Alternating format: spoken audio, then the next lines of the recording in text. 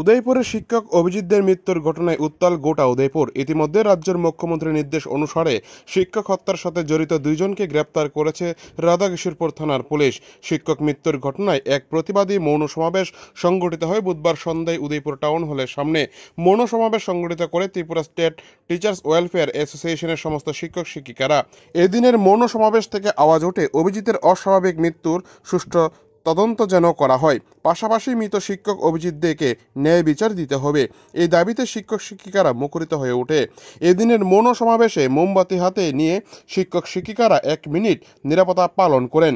একই সাথে মৃত শিক্ষক অভিজিৎদের আত্মার শান্তি কামনা করেন সকলে। উদয়পুর থেকে নিজস্ব প্রতিনিধি রিপোর্ট, টিভি 100 বাংলা। কাঙ্ক্ষিত মুহূর্তে আজকে এখানে সমবেত হয়েছি। আজকে এই জায়গায় এমন একটা কর্মসূচিকে সামনে রেখে আমরা এখানে সমবেত হব, এটা কারোর কাছে প্রত্যাশিত ছিল না। ঘটনা কম বেশি আমরা সকলেই জানি যে গত 9 তারিখ আমাদের এখানে যারা আছে অধিকাংশেরই পরিচিত শিক্ষক অভিজিৎ দে মহাশয় কতিপয় দুষ্কৃতীদের আক্রমণে উনি প্রাণ হারালেন। আমরা ত্রিপুরা স্টেট ওয়েলফেয়ার সংগঠন গুমতি জেলার উদ্যোগে আজকে এখানে মৌন সমাবেশ এবং আমরা প্রতিবাদ সভার ডাক দিয়েছি।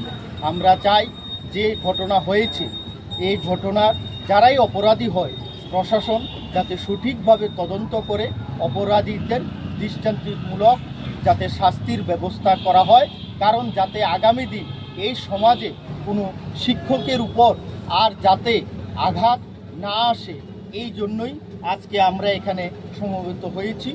আপনাদের সকলের অবগতির জন্য জানাচ্ছি যে ইতিমধ্যে এই হত্যাকাণ্ডের মূল যে অভিযুক্ত, এই মূল অভিযুক্ত গতকাল রাতে সেখানে গ্রেপ্তার হয়েছে।